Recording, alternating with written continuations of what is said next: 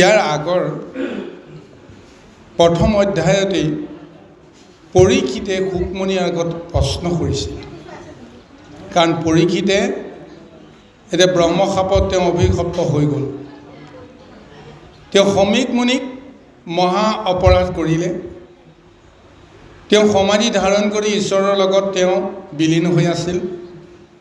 এই সময়তে তেওঁ অহংকাৰীভাৱে সেই সমীক মুনিক তেওঁ ঘূৰদণ্ড দিয়াৰ কাৰণতে তেওঁ নিজক নিজে বিচলিত কৰি তেওঁ ভাবিব নোৱাৰিলে যে সেই মুনিৰ ওচৰত তেওঁ কি ব্যৱহাৰ কৰিব লাগে। কিন্তু তাকে নকৰি তেওঁ পানী খুজি আছিল। তেওঁ অৰণ্যত যেতিয়া চিকাৰ কৰিবলৈ যাওঁতে ভোকে পিয়াহে যেতিয়া আঁতৰত পৰি যেতিয়া অকণমান তেওঁ জল বিচাৰি সমীক মুনিৰ ওচৰলৈ গৈছিল, সমীক মুনিয়ে ধ্যানত আছিল আৰু সেই ধ্যানত তেওঁ ক'ব নোৱাৰে জগতত কি হৈ আছে। গতিকে এইকাৰণে পৰীক্ষিতে বাৰে বাৰে যেতিয়া চিঞৰি চিঞৰি মাতিও তেওঁৰ পৰা অকণমানো যেতিয়া ভূক্ষেপ নাপালে, তাৰ কাৰণতে তেওঁক মৰা সাপ আঁৰি দি যিটো অপৰাধ কৰিলে সেই অপৰাধৰ দণ্ড হিচাপে শুকমণিয়ে আপোনাৰ সেই অপৰাধৰ দণ্ড হিচাপে সমীকমণিৰ পুত্ৰ শৃংগীমণিয়ে তেওঁক অভিশাপ দিলে যে 7 দিনৰ ভিতৰতে তক্ষকে দংশন কৰিব আৰু তুমি তক্ষকৰ দংশনত মৃত্যুবৰণ কৰিব লাগিব।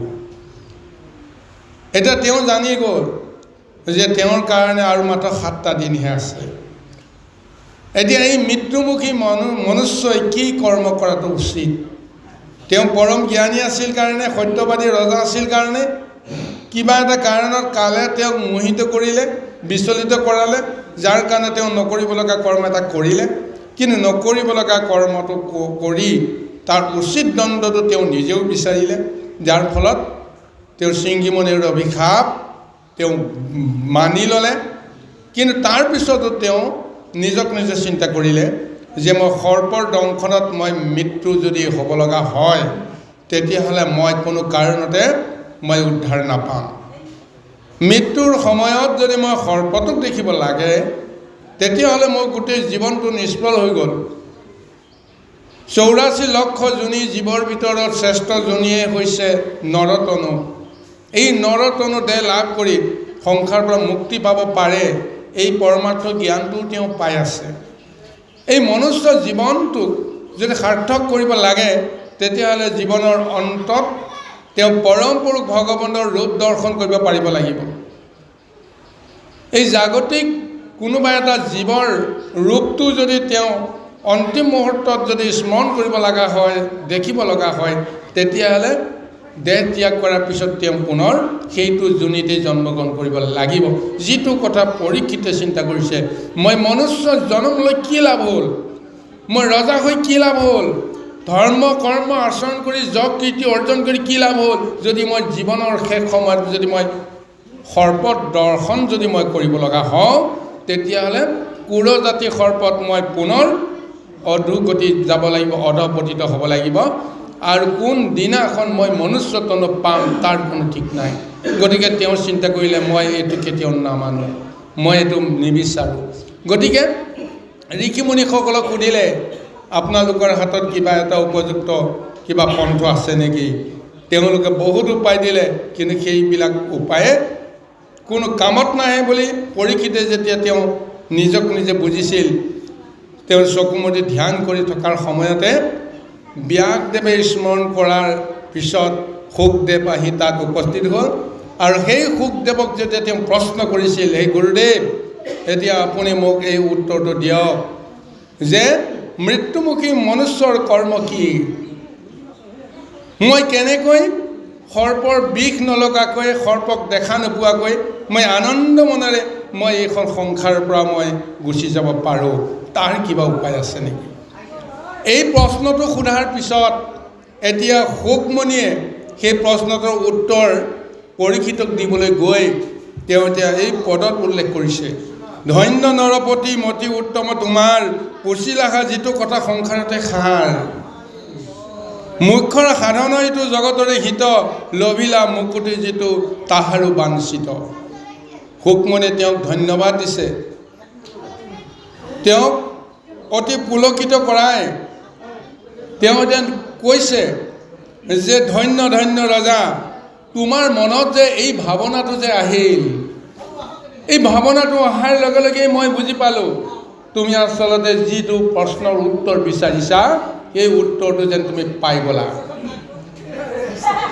তুমি জীৱনটোতেই তুমি এটা মুক্তি পাই গ'লা। মুখ্য সাধনৰ যিটো ব্যৱস্থা, যাৰ মনত সেই ব্যৱস্থাটোৱে ক্ৰিয়া কৰে, সেই ব্যৱস্থাটোৱে তেওঁক নিশ্চয় গতি দিব। এতিয়া তোমাৰ সেইটোৱে হৈছে, নহ'লে তুমি এই প্ৰশ্নবিলাক তুমি কেতিয়াও ভাবিব নোৱাৰিলাহেঁতেন। আজি সন্মুখত 60 সহস্ৰ ঋষিমুনি আছে, বিজ্ঞজন আছে, পণ্ডিতজন আছে, সেই সমস্তৰ অন্তৰতো এই ভাৱনাটো এই ক্ষণত খেলোৱা নাই, অথচ তোমাৰ মনত খেলিছে। গতিকে তুমি জয় হৈ গ'লা। ধন্য হৈ গ'লা তুমি। নাহি জ্ঞান যাৰ জাতি ধৰ্ম মাত্ৰ কৰে, নিতে বলি বিশ্ব পাঞ্চ যজ্ঞ আচৰে, তাহাৰ শ্ৰোতব্য কথা আছে সংসাৰত, হৰি বিমুখৰ হুৱে ব্যৰ্থ আয়ু পাত। এতিয়া তুমি হৰিৰ কথা জানিব বিচাৰিছা। এইখন হৰিয়ে নিৰ্মাণ কৰি দিয়া সংসাৰত আহি তুমি লীলা কৰিছা, মই লীলা কৰিছোঁ। গতিকে এইখন হৰিৰ সংসাৰত আহি হৰিৰ বিমুখ যিসকল হয়, সেইসকলে কেতিয়াও তুমি আজি ধাৰণা কৰা মতে, চিন্তা কৰা মতে এইবিলাক চেতনা তেওঁলোকে ল'ব নোৱাৰে।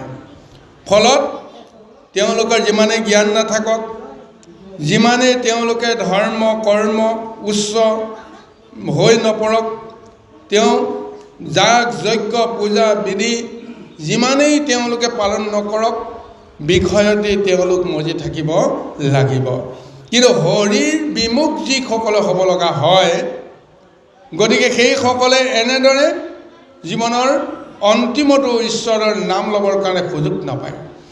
কিন্তু এতিয়া পৰীক্ষিত কৈছে যে মই এইকাৰণেই মই আনন্দিত, কাৰণ এই সময়ত হৰিয়ে তোমাক বিমুখ কৰা নাই। হৰিয়ে বিমুখ কৰা নাই কাৰণেই এই হৰিৰ দৰ্শন ল'বৰ কাৰণে তোমাৰ অন্তৰাত্মাত এই চেতনাটো আহিছে।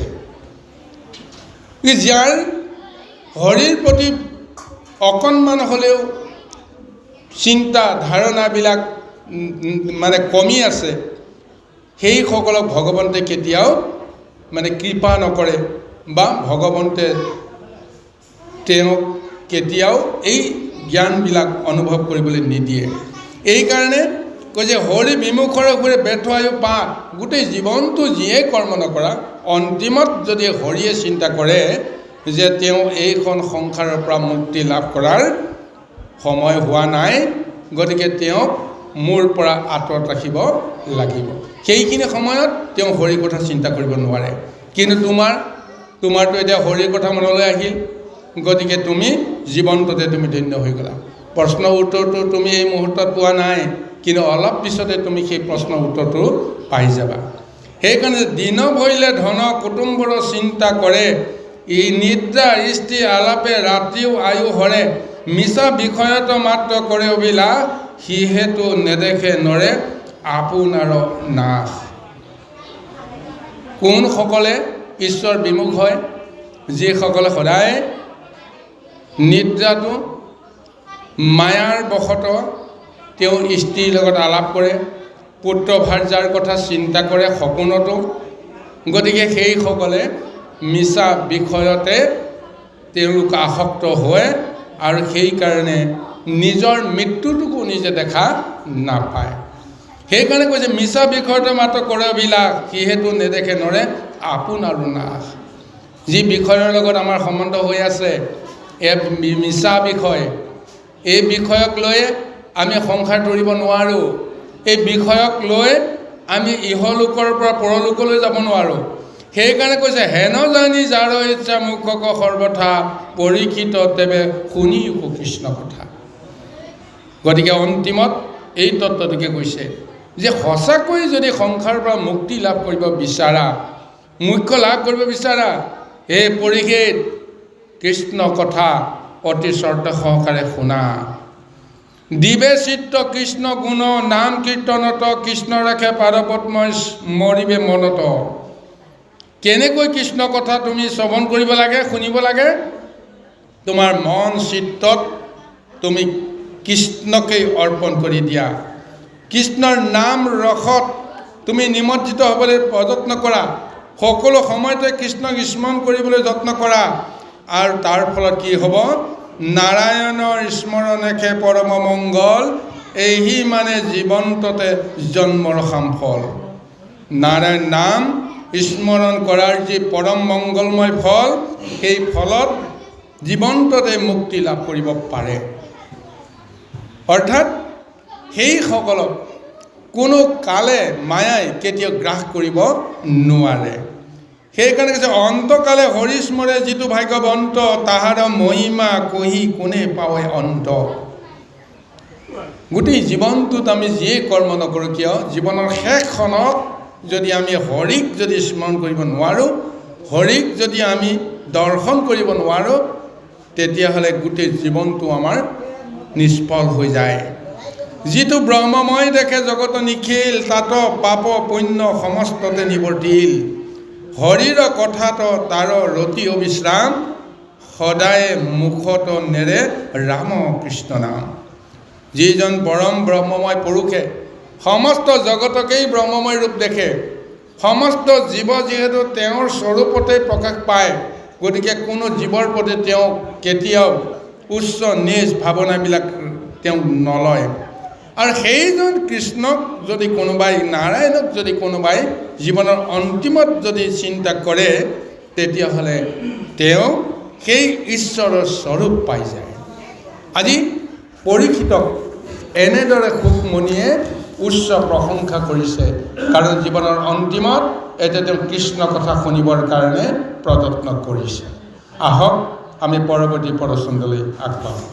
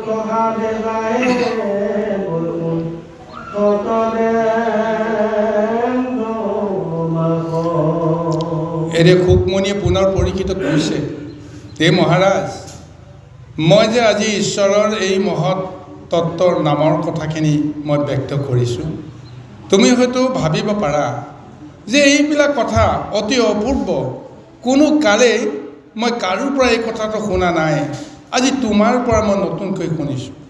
তেতিয়াহ'লে তুমি জানি ল'বা যে এই মহা কৃষ্ণ কথা, ভাগৱত কথা তুমি অতি সাৱধানেৰে সৈতে শুনিব লাগিব, কাৰণ এইখন শাস্ত্ৰ বৈকুণ্ঠৰ পৰা অহা শাস্ত্ৰ। এই শাস্ত্ৰ স্বয়ং প্ৰভু ভগৱন্তৰ এটা ৰূপ। এই শাস্ত্ৰৰ জৰিয়তে প্ৰভু ভগৱন্তই নিজৰ মূৰ্তিটো ধাৰণ কৰি আছে। গতিকে ভাগৱতৰ কথা শুনিলেই, নামৰ তত্ত্বৰ কথা শুনিলেই ভগৱন্তে আহি এটা ৰূপ ল'ব, সেই ৰূপটো হয়তো দৰ্শন কৰাৰ সৌভাগ্য তোমাৰ হ'ব। সেইকাৰণে কৈছে, আত্মহাধৰ্ম একে নামকে প্ৰখ্যাত, শ্ৰৱণ মাত্ৰকে কৰে কৃষ্ণক সাক্ষাৎ। মহাভাগৱতত কি এক মহাস্বৰূপ লুকাই আছে যে এই মহাভাগৱত আন নহয়, নামেৰে সৈতে এই ৰূপটো লৈ আছে। যিয়ে এই নাম শ্ৰৱণ কৰিব, কৃষ্ণৰ নাম শ্ৰৱণ কৰিব, তেওঁ সাক্ষাৎ কৃষ্ণক দৰ্শন কৰিব। এতিয়া কিমান এক মহাস্বৰূপ লুকাই আছে, শুনিব লাগে। এই শুনাৰ লগে লগে হৃদয়ত যেতিয়া সেই কৃষ্ণৰ কথা যেতিয়া স্মৰণ হ'ব, যেতিয়া তোমাৰ ধাৰণ হ'ব, লগে লগে কৃষ্ণই সেই মূৰ্তি ধৰি তোমাক দেখাই দিব। নামৰ জৰিয়তে ভাগৱত মূৰ্তি ৰূপত আমি দৰ্শন কৰিব পাৰিম। পূজা, ধ্যান, যাগ, যজ্ঞ এই সমস্তবিলাকো হৰিৰে কৰ্ম, তাতো হৰিৰ নামৰ মন্ত্ৰই আছে। কিন্তু সেই কৰ্ম কৰাবিলাক অতি দুষ্কৰ বুলি কৈছে। যাগ, যজ্ঞ, পূজা, বিধি, হোমৰ জৰিয়তে ঈশ্বৰক সাক্ষাৎ কৰাটো ইমান সহজ নহয়। কিন্তু এই নামৰ জৰিয়তে, ভাগৱতৰ তত্ত্বৰ জৰিয়তে সেই কৃষ্ণক দৰ্শন কৰাটো অতি সুখকৰ বুলি কৈছে। সেইকাৰণে কৈছে স্ত্ৰী, বাল্য, বৃদ্ধ সমস্তৰে অধিকাৰ, চাণ্ডালোক কৰে নামে তেখনে উদ্ধাৰ। এই মহাভাগৱত কোনে কোনে শুনিব পাৰে, কাৰ কাৰ অধিকাৰ আছে, এই বিষয়ে তোমালোকক কওঁ। যি মহাভাগৱত শুনাৰ অধিকাৰ সমস্তৰে আছে। মায়াৰ প্ৰতীক স্ত্ৰী জাতিৰো আছে, বাল্য যিবিলাক অবোধ, যাৰ জ্ঞান নাই, বালক সদৃশ সেই সকলোৰো আছে, বৃদ্ধ সকলোৰো আছে। আনকি ধৰ্ম, কৰ্ম, আচাৰ বিচাৰ, সংস্কাৰ নথকা চাণ্ডাল সকলোৰো সেই ভগৱন্তৰ নাম শুনিবৰ কাৰণে তেওঁলোকৰ বোলে অধিকাৰ আছে। যিয়ে প্ৰভু ভগৱন্তৰ নাম শুনিব তেওঁৱেই উদ্ধাৰ পাব। আৰু এইহেন মহাভাগৱত মই পিতৃৰ মুখত শুনিছিলোঁ। কেতিয়া? কলিৰ সন্ধ্যাত, অৰ্থাৎ কৃষ্ণ যিখিনি সময়ত এই মৰতৰ পৰা বৈকুণ্ঠলৈ গুচি গৈছিল, লগে লগে কলিযুগ আৰম্ভ হৈ গ'ল। আৰু ব্যাসদেৱে যেতিয়াই গম পাই গ'ল স্বয়ং প্ৰভু ভগৱন্ত নিজৰ লীলা সামৰি বৈকুণ্ঠলৈ গুচি গ'ল, সেইখিনি সময়তেই আপোনাৰ ব্যাসদেৱে নিজৰ পুত্ৰ শুকক এই মহাভাগৱত তেওঁ দান কৰিছিল। যিখিনি কথা এতিয়া পৰীক্ষিতৰ আগত তেওঁ ব্যক্ত কৰিছে যে কলিৰ সন্ধ্যাত মই পিতৃৰ পৰা এই মহাভাগৱত শুনিছিলোঁ। তুমি মহাবৈষ্ণৱত কৰিব বিদিত। এতিয়া তোমাৰ দৰে এজন মহাবৈষ্ণৱক আজি এই শাস্ত্ৰ মই দান দিম।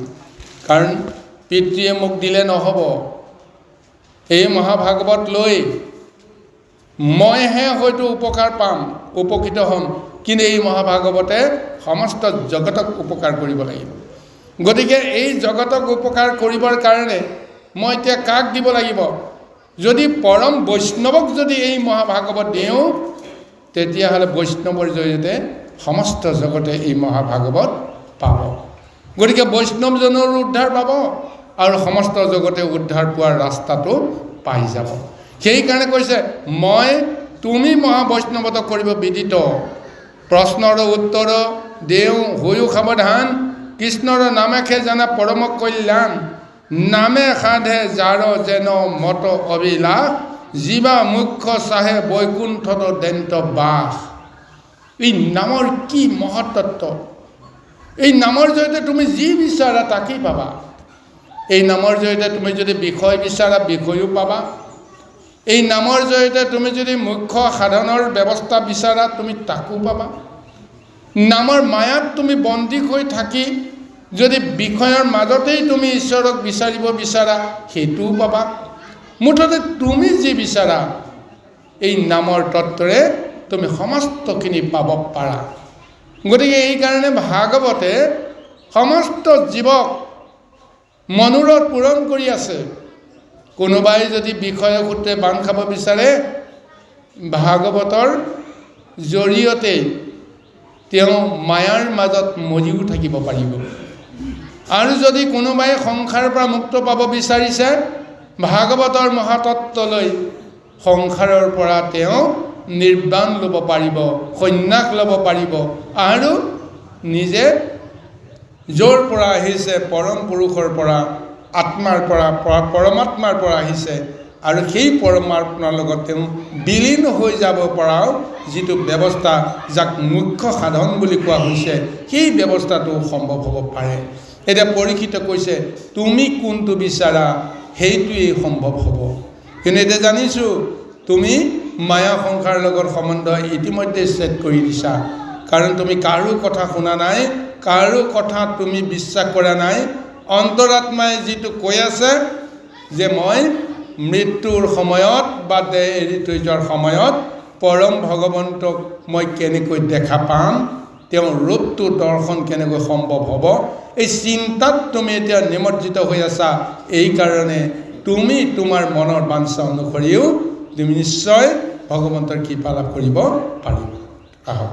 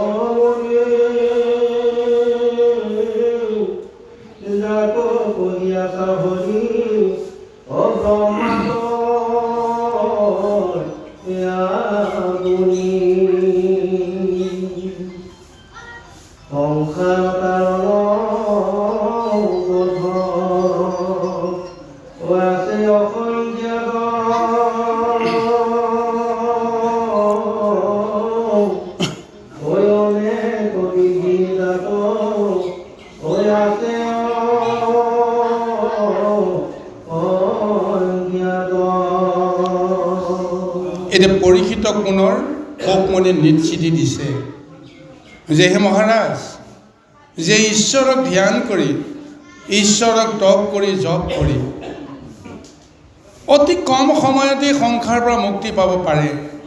তাৰ উদাহৰণ দিছে শতাংগ নামৰ যিজন ৰজা, এই ৰজাজনে 2 দণ্ডৰ সময়হে তেওঁ পাইছিল কৃষ্ণক স্মৰণ কৰা, কৃষ্ণক ভক্তি কৰা। আৰু সেই দুই দণ্ডৰ সময়তেই তেওঁ মহাগতি পাইছিল। অথচ গোটেই দীঘলীয়া জীৱনটোত তেওঁ ঈশ্বৰৰ ভক্তি কৰিব নোৱাৰিলে, সময়ে নাপালে। তেওঁ বিষয় কৰ্ম কৰোঁতে কৰোঁতে গুচি গ'ল। তেওঁ মহা যশ কীৰ্তি অৰ্জন কৰিলে। সসাগৰৰ পৃথিৱীত তেওঁৰ দৰে মহাবীৰ মহাযশৱন এই লোক নাছিল, যাৰ কাৰণত ইন্দ্ৰই স্বৰ্গলোক দৈত্য কুলৰ পৰা ৰক্ষা কৰিবৰ কাৰণে অসমৰ্থ হৈ শেষত সেই শতাংগৰ ওচৰত শৰণাপন্ন হৈছিল আৰু শতাংগক তেওঁ স্বৰ্গলৈ নি দেৱতাসকলক সুৰক্ষাৰ কাৰণত তেওঁৰ সহায় বিচাৰিছিল। শতাংগই সেই দেৱলোকক ৰক্ষা কৰিবৰ কাৰণে তেওঁ কিমান যুগ কিমান কাল তেওঁ স্বৰ্গত থাকিল তাৰ হিচাপ নাইকিয়া হৈ গ'ল।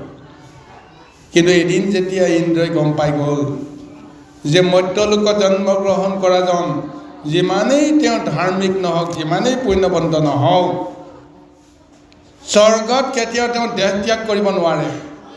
মৰ্ত্যত জন্মগ্ৰহণ কৰা সকলক কাল আৰু মায়াই সকলো সময়তেই ক্ৰিয়া কৰি থাকে। গতিকে স্বৰ্গত ইমান দিন থাকিল, কিন্তু তেওঁৰ পৰমায়ু ইতিমধ্যে শেষ। বহুত ধৰ্ম কৰ্ম কৰাৰ সূত্ৰে স্বৰ্গত যিমান দিন থাকিব লাগে থাকিল, কিন্তু তেওঁ এতিয়া কলেবৰ সলাবলৈ হ'ল, তেওঁ পৰলোকলৈকে গুচি যাব লাগিব। গতিকে মৰ্ত্যলোকৰ সন্তান মৰ্ত্যলোকতহে তেওঁ দেহ ত্যাগ কৰিব লাগে। সেইকাৰণে তেওঁ স্বৰ্গৰ পৰা সসন্মানে বিদায় দিছিল যে ইমান দিন আমাৰ কাৰণে যি কৰিলে কৰিলা, গতিকে এতিয়া তোমাক যি বৰ লাগে লোৱা আৰু তুমি স্বৰ্গৰ পৰা মৰ্ত্যলৈকে যোৱা। তেতিয়াহে সেই মৰ্ত্যৰ সন্তান শতাংগই চিন্তা কৰিছিল যে মই সংসাৰত বা মৰ্ত্যলোকত গৈ কিমান দিন মই ভোগ কৰিম, মোৰ আৰু আয়ুস কিমান আছে। তাৰপিছত দেৱতাসকলে কৈ দিলে মাত্ৰ দুই দণ্ড। দুই দণ্ড মানে কি? 24-48 মিনিট সময়। এই 48 মিনিট সময়, সেই সময়টো তেওঁ স্বৰ্গতেই আছে। স্বৰ্গৰ পৰা আহি মৰ্ত্যত 48টা মিনিটত তেওঁ কি কৰিব, যি কৰিলে তেওঁৰ জীৱন ধন্য হৈ যাব, সংসাৰৰ পৰা তেওঁ মুক্ত হৈ যাব। ইমান দিনে তেওঁ হৰিক ভক্তি কৰিব নোৱাৰিলে। ইন্দ্ৰিয় কৰ্ম কৰোঁতেই তেওঁ কেনেকৈ দীঘলীয়া জীৱনটো অতিক্ৰম হ'ল ক'ব নোৱাৰে। কিন্তু এতিয়া তেওঁ চিন্তা কৰিলে, মই যদি গতি পাব লাগে তেতিয়াহ'লে মই কেনেকৈ গতি পাম। দেৱতাসকলে ক'লে চিন্তা কৰিব নালাগে, ইমান দিন দেৱ কাৰ্য সাধন কৰিলা, গতিকে তোমাৰ কাৰণত আমি সমস্ত তোমাক দিবৰ কাৰণে প্ৰস্তুত আছোঁ, কোৱা কি লাগে।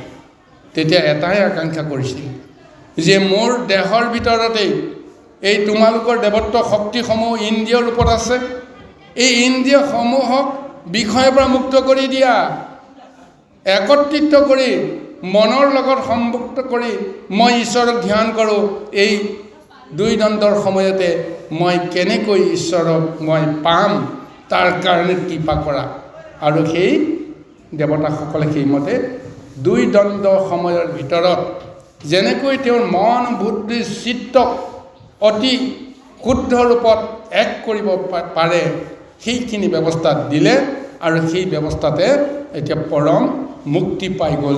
আজি শুকমণি এই কথাখিনি পৰীক্ষিতৰ আগত কৈ দেখুৱাইছে যে তুমি এতিয়া কিমান ভাগ্যৱান চোৱা। এক দণ্ডৰ সময়েহে আচলতে তেওঁ ঈশ্বৰক শুদ্ধভাৱে তেওঁ ধ্যান কৰিছিল, স্মৰণ কৰিছিল। এক দণ্ড সময় তেওঁ ঈশ্বৰক ধ্যান কৰিবৰ কাৰণে যতন কৰিছিল। স্বৰ্গৰ পৰা আহি তেওঁ এটা ঠাই নিৰ্বাচন কৰিব লাগিব। তেওঁ আসন প্ৰাণায়ামৰ পৰা আৰম্ভ কৰি অন্যান্য গোটেই ব্যৱস্থাবিলাকৰ এটা মানে পৰিপাটিতা আনিবৰ কাৰণে সেইখিনি সময় দৰকাৰ হ'ল আৰু সেই সময়ৰ ভিতৰতেই মহামুক্তি পাব পৰা ব্যৱস্থাটো হৈ গ'ল। এতিয়া কৈছে যে তুমি এতিয়া 7 দিন সময় পাইছা। চিন্তা কৰি চাওঁ, 24কে যদি হিচাপ কৰি চোৱা যায়, 7 দিনত কিমান দণ্ড হ'ব,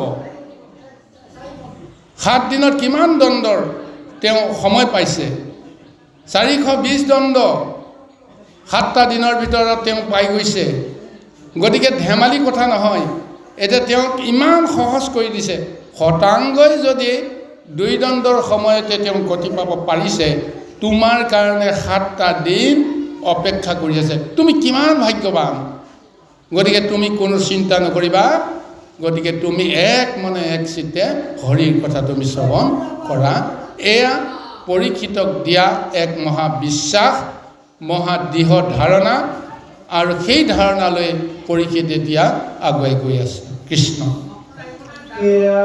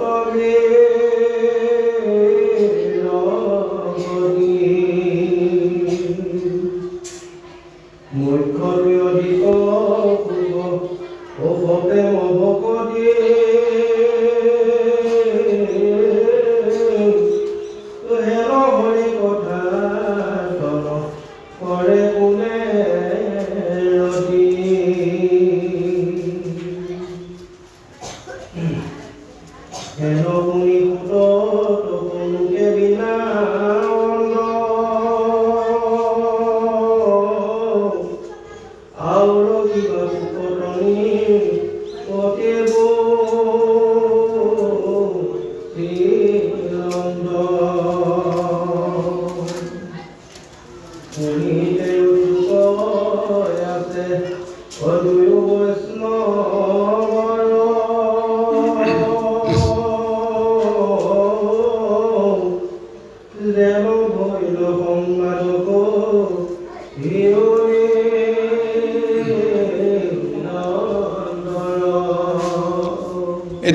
ৰুক্মণীয়ে পৰীক্ষিতক কৈ আছে যে হে মহাৰাজ, কৃষ্ণ কথা শ্ৰৱণ আৰু কীৰ্তনত কিমান এক সুখ আছে চাই লোৱা। আপদ বিঘিনি কোনো কাৰণতে পৰখ কৰিব নোৱাৰে যদি কৃষ্ণ কথা তুমি অতি শ্ৰদ্ধা সহকাৰে তুমি শ্ৰৱণ কৰা, কীৰ্তন কৰা। আৰু ত্ৰিভুৱনত এই কৃষ্ণ কথাৰ জৰিয়তে, কৃষ্ণ ভক্তি কৰাৰ জৰিয়তে মহামুক্তি পোৱাৰ যিটো সুগম পন্থ, অন্য আৰু বেলেগ পন্থ নাই। কৃষ্ণ কথা শ্ৰৱণ আৰু কীৰ্তনৰ মহাধৰ্মটোৱে হৈছে আটাইতকৈ সুগম পথ নৰলোকে সংসাৰ মুক্তি পোৱাৰ। আৰু এই তত্ত্বটো এতিয়া ব্ৰহ্মাই বিচাৰি পাইছিল ক'ত? প্ৰথমতে ভগৱন্তে তেওঁ শাস্ত্ৰখনহে দিলে, জ্ঞানখিনিহে দিলে। কিন্তু জ্ঞানখিনি দিয়াৰ পিছত সেই জ্ঞানৰ ৰহস্যটো তেওঁ যেতিয়া বিচাৰি আছিল, ক'ত বিচাৰিছিল? বেদৰ জৰিয়তে বিচাৰিছিল। স্বয়ং ভগৱন্তে যেতিয়া বেদৰ ৰূপ লৈ জ্ঞানৰ ৰূপত, শাস্ত্ৰৰ ৰূপত ব্ৰহ্মাৰ হাতত সমৰ্পণ কৰি দিলে, সেই বেদ তেওঁ তিনিবাৰ বোলে উৰাই ঘূৰাই চাই আচল ৰহস্যটো তেতিয়াহে তেওঁ বোলে পাইছে যে কৃষ্ণ নাম শ্ৰৱণ কীৰ্তনৰ বাহিৰে অন্য কোনো সুগম পন্থ নাই, ভকতিৰ সুগম পন্থ নাই। এই তত্ত্বটোৱে বোলে বেদৰ আচল সাৰ। তিনিবাৰ অধ্যয়ন কৰাৰ পিছতহে তেওঁ সাৰটো বুজি পাইছে। গতিকে সেই গুৰু সমস্ত আমাকো দুৰ্বৃত্ত কিবা এটা যদি আমি জ্ঞান এটা ল'বৰ কাৰণে যদি আমি যত্ন কৰোঁ, প্ৰথমতে আমি জানো বা নাজানো, বুজো বা নুবুজো বেলেগ কথা, কিন্তু উৰাই ঘূৰাই যদি তিনিবাৰমান যদি অধ্যয়ন কৰা যায়, তেতিয়াহ'লে তাৰ মাজতেই আমি আচল ৰহস্যটো কিবা নহয় কিবা প্ৰকাৰে আমি বুজিব পাৰিম।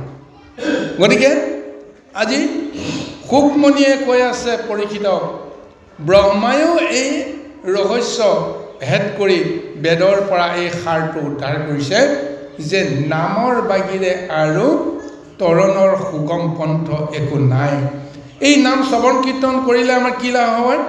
যে অল্পতে ভগৱন্তৰ গোবিন্দৰ প্ৰতি আমাৰ প্ৰেম ভকতিৰ ভাৱ আহি যায়, প্ৰেমত আসক্ত হৈ যায়। প্ৰেমত নিমজ্জিত হৈ যোৱাৰ পিছত বেলেগৰ লগত তেওঁৰ সম্বন্ধ নাৰাখে। যাৰ প্ৰেমত মই ৰতি হৈছোঁ, মতি হৈছোঁ, তেওঁৰ বাহিৰে মই অন্য কথা ভাবিব নোৱাৰোঁ। বিষয় সূত্ৰে এগৰাকী নাৰীৰ লগত এজন পুৰুষৰ যদি সম্বন্ধ হয়, সেই বিষয়ৰ পৰিতৃপ্তি নোহোৱালৈকে তেওঁ আন কথা ভাবিব নোৱাৰে। তদ্ৰূপ যদি আমি জীৱন সম্বন্ধে জ্ঞানৰ দৰ্শনেৰে ঈশ্বৰৰ লগত যদি আমাৰ সেই ৰতিটো হৈ যায়, তেতিয়াহ'লে সেই ঈশ্বৰক যেতিয়া বুজিম, সেই প্ৰেম ৰতিটো কেতিয়া দিহ হ'ব? মই তেওঁক কিমান ভাল পাওঁ সেইটো আচল কথা নহয়, তেওঁ মোক কিমান ভাল পায়। এই ৰসটো যেতিয়া আমাৰ ৰোমন্থন হ'ব, তেতিয়া মই তেওঁক কেতিয়াও এৰিব নোৱাৰিম। মই তেওঁক কিমান ভাল পাওঁ সেইটো মোৰ কথা, কিন্তু তেওঁ মোক কিমান ভাল পায় সেইটো যদি আমি বুজিব পাৰোঁ, যিজন পৰম প্ৰভু ভগৱন্তে আমাৰ আত্মাত বিৰাজিত হৈ আছে, এই জ্ঞানটো আমি যদি লওঁ যে কিয় তেওঁ আমাৰ অন্তৰত, আমাৰ আত্মাত, আমাৰ দেহৰ মাজত তেওঁ কিয় থাকিব লগা হৈছে, তাৰ ৰহস্যটো আমিতো বুজিবৰ কাৰণে কোনোদিন যত্ন কৰা নাই। কিন্তু এদিন যদি বুজি পাওঁ, যিজন ঈশ্বৰ নহ'লে, পৰমাত্মাজন নহ'লে মোৰ কোনো অস্তিত্ব নাই, সেইজনক মই কোনোদিন চিনি পোৱা নাই, অথচ সেইজনে মোক এৰি থৈ যোৱা নাই। কিয় এৰি থৈ যোৱা নাই? যে তেওঁ মোক ভাল পায়, মোৰ পৰা তেওঁ কিবা এটা বিচাৰি আছে, কিন্তু কোনোদিন তেওঁ ব্যক্ত কৰা নাই তুমি মোক অমুকটো দিয়া, তমুকটো দিয়া, তমুকটো দিয়া। কিন্তু তেওঁ বিচাৰি আছে যে তুমি সংসাৰ বন্ধনত তুমি বন্দী হৈ আছা, মই তোমাক মুক্ত কৰাবৰ কাৰণে আছোঁ। তুমি মোক চিনি পোৱা, তুমি মোক সোধা, তুমি মোৰ পৰা জ্ঞান লোৱা, বুদ্ধি লোৱা, চিত লোৱা, চেতনা লোৱা, এই সমস্তবিলাক মই দি আছোঁ, কিন্তু তুমি অনুভৱ কৰা নাই। এয়া তুমি লৈ আছা বুলি ভাবি আছা, কিন্তু সেইখিনি মই দি আছোঁ। কিয় দি আছোঁ? এই কথাখিনি যদি তুমি জানিব পাৰা, ঈশ্বৰক যদি বুজিব পাৰা, তেতিয়াহ'লে সেই ঈশ্বৰক তুমি কোনো কাৰণতে তুমি ত্যাগ কৰিব নোৱাৰিবা। আৰু এই ব্যৱস্থাটো আমাৰ হ'ব লাগিব। এই ব্যৱস্থাটো নোহোৱালৈকে আমি সংসাৰৰ পৰা মুক্তি পাব নোৱাৰোঁ। এইকাৰণে শুকমণিয়ে ৰজাৰ আগত এই গোটেই কথাখিনি কৈ আছে যে জ্ঞানী মনুষ্যৰ এই মানে প্ৰয়োজন কৰিবা কৃষ্ণৰ মাত্ৰ শ্ৰৱণ কীৰ্তন। যিসকল গুণী জ্ঞানী মনুষ্য নিজকেও হয়তো ভাবিব পাৰে, জগতেও ভাবিব পাৰে, গতিকে তেওঁলোকৰ কৰ্ম কি? কেৱল কৃষ্ণৰ গুণনাম কীৰ্তন তুমি শ্ৰৱণ কৰা, কীৰ্তন কৰা, কৃষ্ণৰ প্ৰেমত তুমি ৰতি হোৱা। তাৰপিছত কি হয়? তুমি মই ভাবিব নালাগে, স্বয়ং প্ৰভু ভগৱন্তে সেইখিনি নিৰ্ণয় কৰিব। যেন ফল পাৱে সবে দেৱতাক যদি লভে সৰ্বসিদ্ধি এক গোবিন্দক ভজি। কিমান এক পৰমাৰ্থ বিচাৰ কথা কৈ আছে। আমি বিষয়ৰ সংসাৰখনৰ ভোগ বিচাৰিবলৈ গৈ আমি দেৱলোকক পূজা কৰোঁ, দেৱলোকৰ পৰা আমি সহায় বিচাৰোঁ। কিন্তু ভগৱন্তে কৈছে যে মোক তুমি যদি পূজা কৰা সৰ্বসিদ্ধি তোমাৰ সাধন হৈ যাব। তুমি কামনা বিচাৰিলে কামনা পাবা, সাধনা বিচাৰিলে সাধনা পাবা, মুক্তি বিচাৰিলে মুক্তি পাবা। যি বিচাৰে তাকেই তুমি পাব পাৰা। বৈকুণ্ঠৰ কল্পতৰু ভাগৱত শাস্ত্ৰ ইহাৰ উত্তম ফল হৰি নাম মাত্ৰ। অৰ্থাৎ এই হৰি নামৰে এতিয়া আমাক সমস্তকে মনোৰথ সিদ্ধি কৰাব। আমি যিমানেই ভকত বুলি আমি ঈশ্বৰ গুণক লীলা কৰ্ম কৰি নাথাকোঁ কিয়, আমি এখন গৃহত আছোঁ, গৃহৰ মায়াত আমি এতিয়াও বন্দী হৈ আছোঁ, নাই বুলি কোনো ক'ব নোৱাৰোঁ।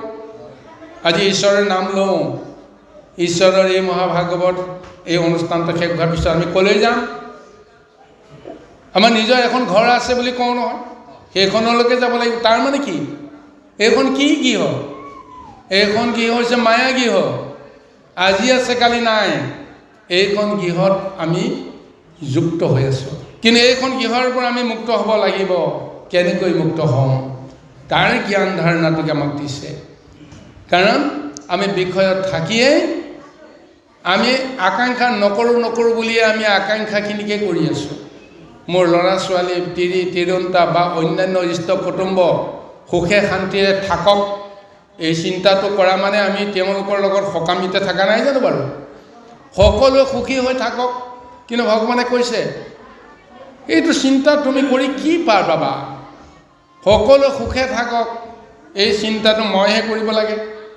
কাৰণ মই পৰমাত্মা ৰূপে সকলোৰে লগতে আছোঁ।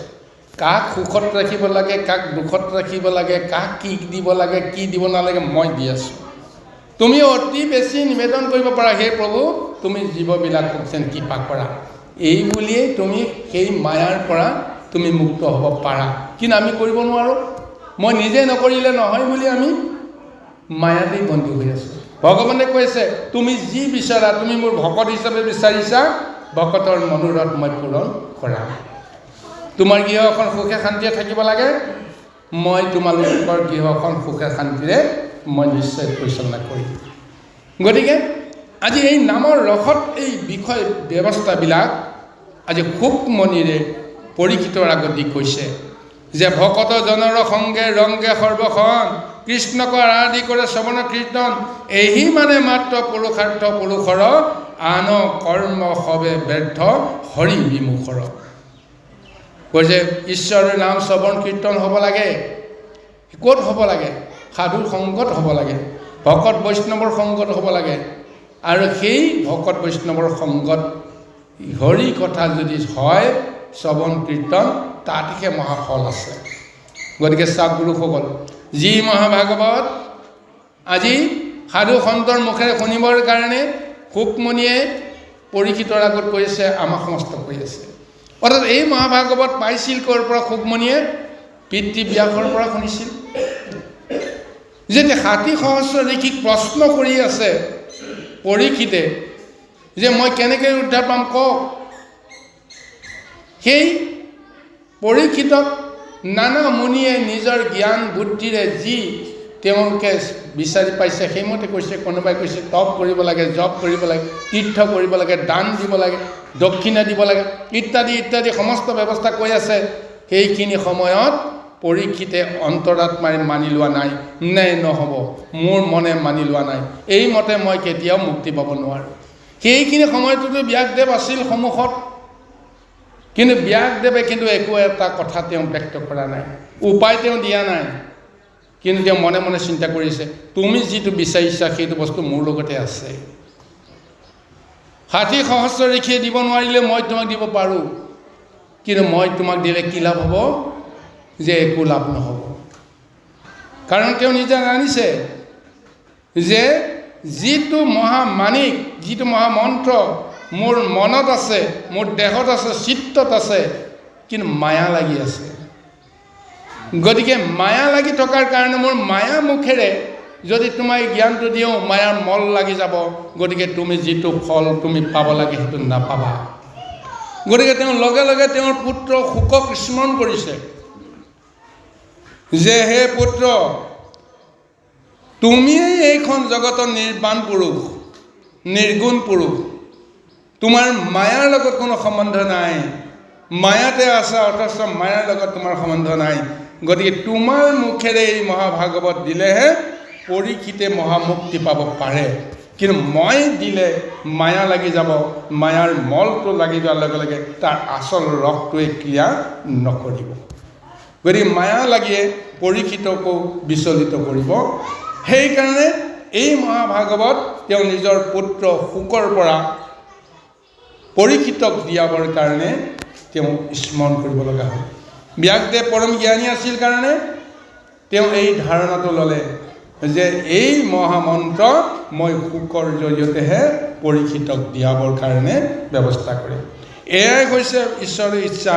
আৰু সেই কথাখিনিকে এতিয়া ভাগৱতে কৈ আছে যে আন কৰ্ম সবে ব্যৰ্থ হৰি বিমুখৰ। কেৱল এই হৰিৰ গুণনাম লৈ নিজৰ পুৰুষাৰ্থ যদি উদ্ধাৰ কৰিব পাৰে, অৰ্থাৎ নিজৰ ভিতৰত থকা যিটো পৰম পুৰুষজনক যদি আৱিষ্কাৰ কৰিম, আধ্যাত্মিকভাৱে সেয়াই পুৰুষাৰ্থ উদ্ধাৰ বুলি কৈছে। বাকীটো আমাৰ সমস্ত প্ৰকৃতি নহয় জানো বাৰু? জীৱাত্মাকে আদি কৰি মনাত্মাকে আদি কৰি 24টা মহাতত্বই, ইন্দ্ৰিয় বৰ্গই এই সমস্ত দেহৰ লগত প্ৰকৃতিৰ ৰূপ লৈ আছে।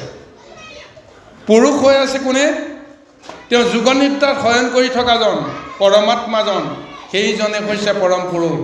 যেতিয়া এই মায়া প্ৰকৃতিয়ে চিনি পাব যে পুৰুষজন আছে কাৰণেহে মই আছোঁ, তেওঁ নাথাকিলে মোৰ অৰ্থ নাই, সেইজন পুৰুষক যেতিয়া চিনি পাব তাকেই কোৱা হৈছে পুৰুষত্ব উদ্ধাৰ।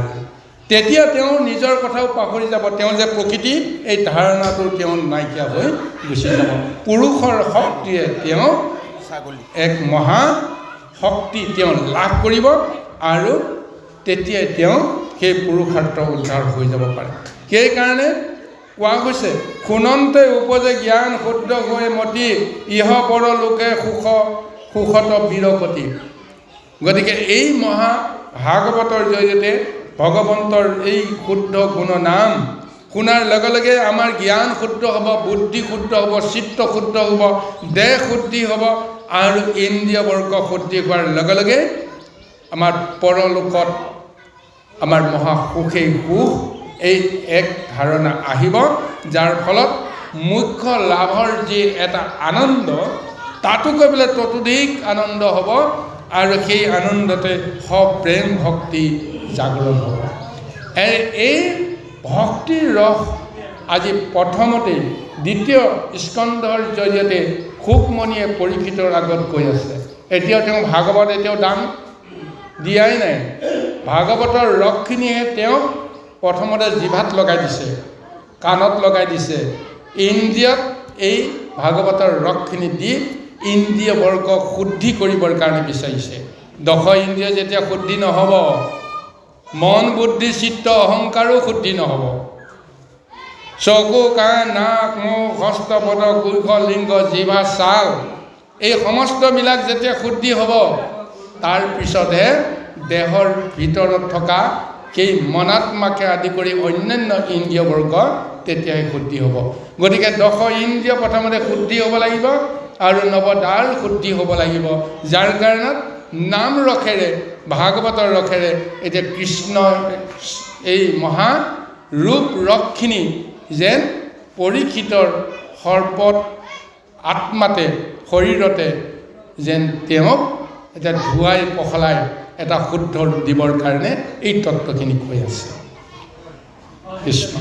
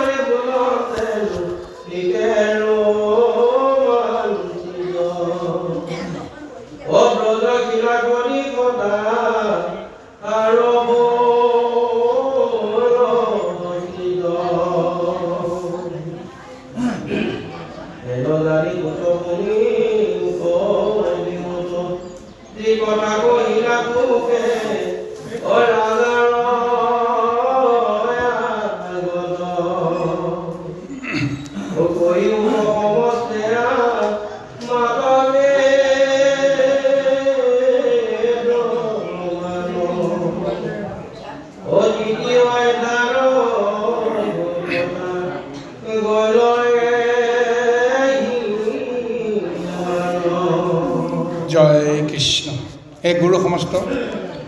এতিয়া পদত উল্লেখ কৰিছে, যিজন নৰে খন্তেকৰ কাৰণেও যদি ঈশ্বৰৰ কথা নুশুনে, তেতিয়াহ'লে সেইজনৰ আয়ু শ্ৰী সদায় সূৰ্য উদয় কৰাৰ লগে লগেই হৰণ হৈ গৈ আছে আৰু কোনো কাৰণতে তেওঁ সংসাৰৰ পৰা মুক্তি নাপায়।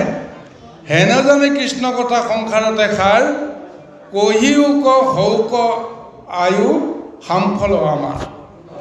পৰীক্ষিতে কৈ আছে, সুধি আছে, এই গুৰুদেৱ কৃষ্ণ কথা শুনোতে শুনোতে মোৰ মন প্ৰাণ এনেদৰে আসক্ত হৈ গৈছে যেন শুনিলে যেন মই শুনি থাকিব মন যায়। এতিয়া ঈশ্বৰ কৃষ্ণৰ কথা নাৰদ আৰু ব্ৰহ্মাৰ মাজত হৈ আছে, ভগৱন্ত আৰু ব্ৰহ্মাৰ মাজত হৈ আছে। এই একেখিনি কথাকে এতিয়া শুকমণিয়ে পৰীক্ষিতৰ আগত কৈ আছে আৰু সেইকাৰণে পৰীক্ষিতে কৈ আছে, এই গুৰুদেৱ এতিয়া মই বুজিলোঁ কৃষ্ণ কথাৰ বাহিৰে অন্য কোনো সাৰ কৰ্ম জগতত নাই। গতিকে আমাৰ কি হ'ল, আমি এতিয়া ইন্দ্ৰিয় বৰ্গক আমি লৈ আছোঁ, কিন্তু এই ইন্দ্ৰিয় বৰ্গক আমাক কিয় দিছে? এতিয়া আত্মবিচাৰে সৈতে পৰীক্ষিতে উপলব্ধি কৰিছে, চকু কাণ নাক মুখ হস্তপদ কুশল লিংগ, এই এনেদৰে দশ ইন্দ্ৰিয় আমাক এনেই দিয়া নাই, ঈশ্বৰৰ কৰ্ম কৰিবৰ কাৰণে দিয়া হৈছে।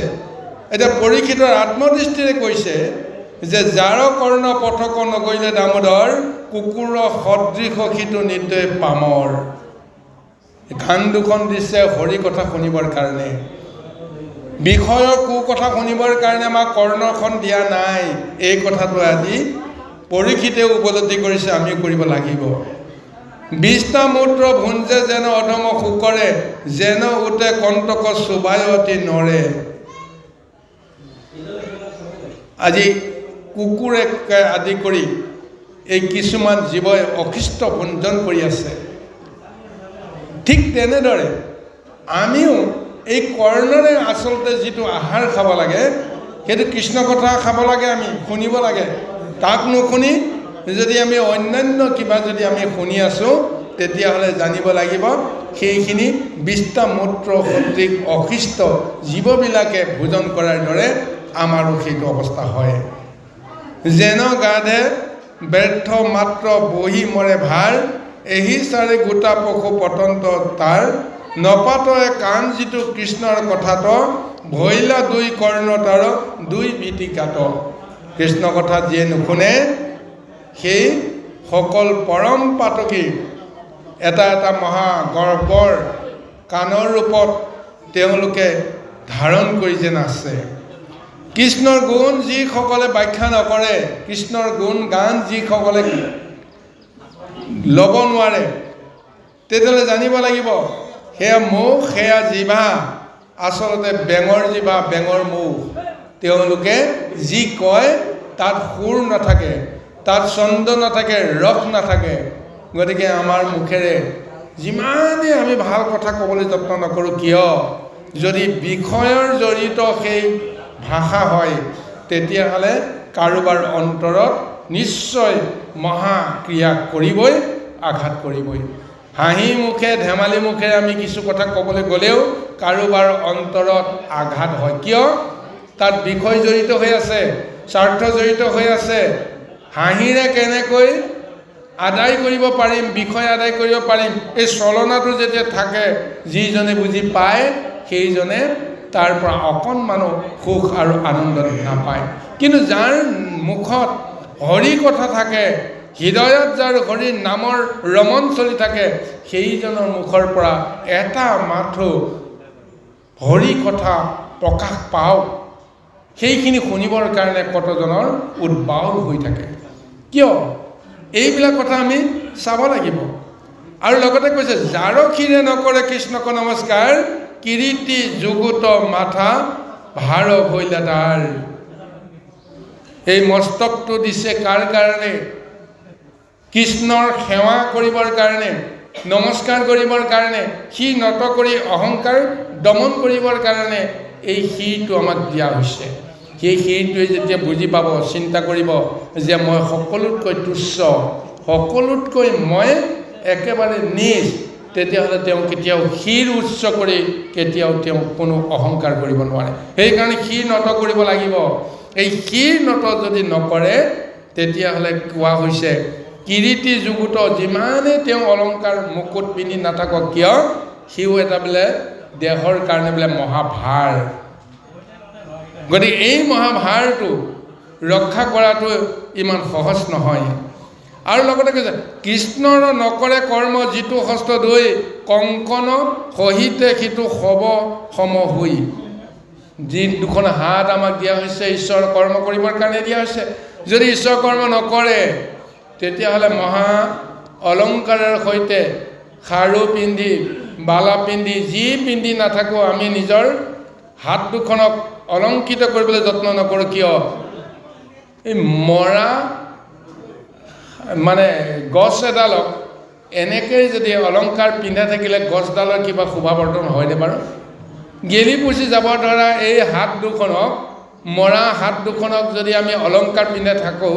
কিবা লাভ হ'বনে সেইকাৰণে কৈছে যদি হৰি কাম নকৰে এই হাত দুখনক অলংকৃত কৰি কোনো লাভ নাই কৃষ্ণৰ মূৰ্তিক যিটো নেদেখে অধম তাৰ চকু সন্মুখে মৰাৰ চকাৰ সম কৃষ্ণ দৰ্শন যিজনে কৰিব নোৱাৰে কৃষ্ণ মূৰ্তি যিজনে চাব নোৱাৰে গতিকে তেওঁৰ চকু থাকিও কি হৈছে মৰাৰ পাখিত আঁকি থোৱা চকু দুটাৰ চকাকেইটাৰ দৰে আমাৰ চকু দুটা কোৱা হৈছে যিযোৰ চকুৰে একো দেখা নাপায় আমি অহংকাৰ কৰোঁ আমি দেখি আছোঁ নিজ চকুৰে দেখিছোঁ বুলি আমি গৰ্ব কৰোঁ কিন্তু এই চকুৰে আচলতে একো দেখা নাপায় ৰাতিৰ অন্ধকাৰত বিজুলী চাকি যেতিয়া নুমাই যাব তেতিয়া কি অহংকাৰ কৰিব কি দেখা পাব কোনেও একো দেখা নাপায় তেতিয়াহ'লে নিজে দেখোঁ বোলে নিজ চকুৰে দেখোঁ বোলে অহংকাৰ কিয় কৰিছোঁ সূৰ্য আছে কাৰণে আমি দেখি আছোঁ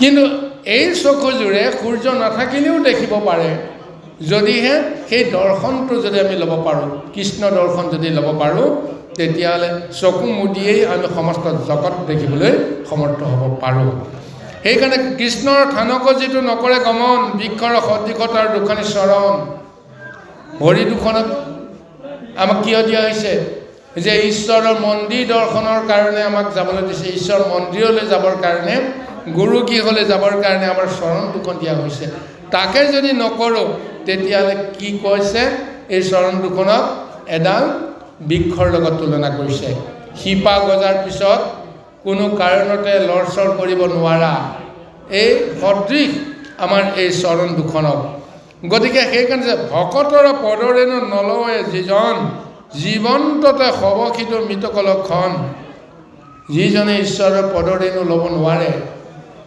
ঈশ্বৰৰ পদৰেণু ঘ্ৰাণ যিজনে ল'ব নোৱাৰে তেতিয়াহ'লে সেইজন আচলতে জীৱন্ততে বোলে তেওঁ হ'ব কৃষ্ণপদ তুলসীৰ নগৈলে ঘ্ৰাণ কাহন্ত নিশ্বাসিত মৃতক সমান হৰি হৰি বোলন্তে নুমুকে ৰোমাঞ্চিত ব্ৰজশিলা সদৃশ তাহাৰ ভৈল চিত্ত কোনোবাই কৃষ্ণ নামত নিমজ্জিত হৈ প্ৰেম ৰসত বিগলিত হৈ পাহৰি গৈ আছে এনেকুৱা এক কৃষ্ণময় ধাৰণাৰে মহালীলা কৰি আছে এই কৃষ্ণ নাম গুণ শুনাৰ পিছতো আমাৰ চিত্ত যদি অকণমানো কৃষ্ণত যদি বিহ্বল নহয় কৃষ্ণৰ প্ৰতি যদি ৰোমাঞ্চিত নহয় তেতিয়াহ'লে কোৱা হৈছে যে আমাৰ এই সেইটো হৃদয়খন চিত্ত এটুকুৰা পাষাণ শিলৰ দৰে কঠিন কোনো চেতনা নাই গতিকে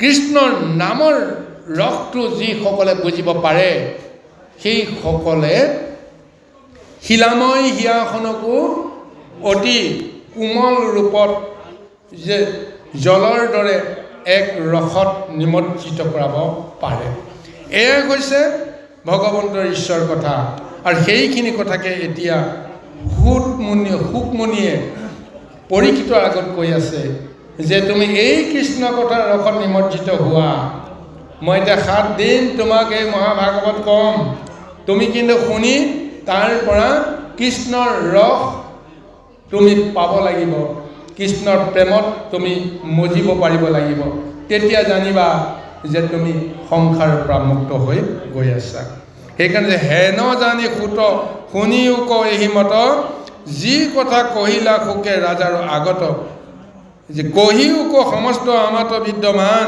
তৃতীয় অধ্যায়ৰ কথা গল্য হিমান। পৰীক্ষিতে নিজৰ অন্তৰাত্মা কৃষ্ণৰ ৰসত নিমজ্জিত হোৱাৰ কাৰণতে আজি তেওঁ এই সমস্ত কথা শুনিবৰ কাৰণে শুকমণিৰ পৰা তেওঁ বাঞ্ছা কৰিছে। বাৰু যি কি নহওক গুৰু সমস্ত আৰম্ভণিৰ পৰা বহু সময়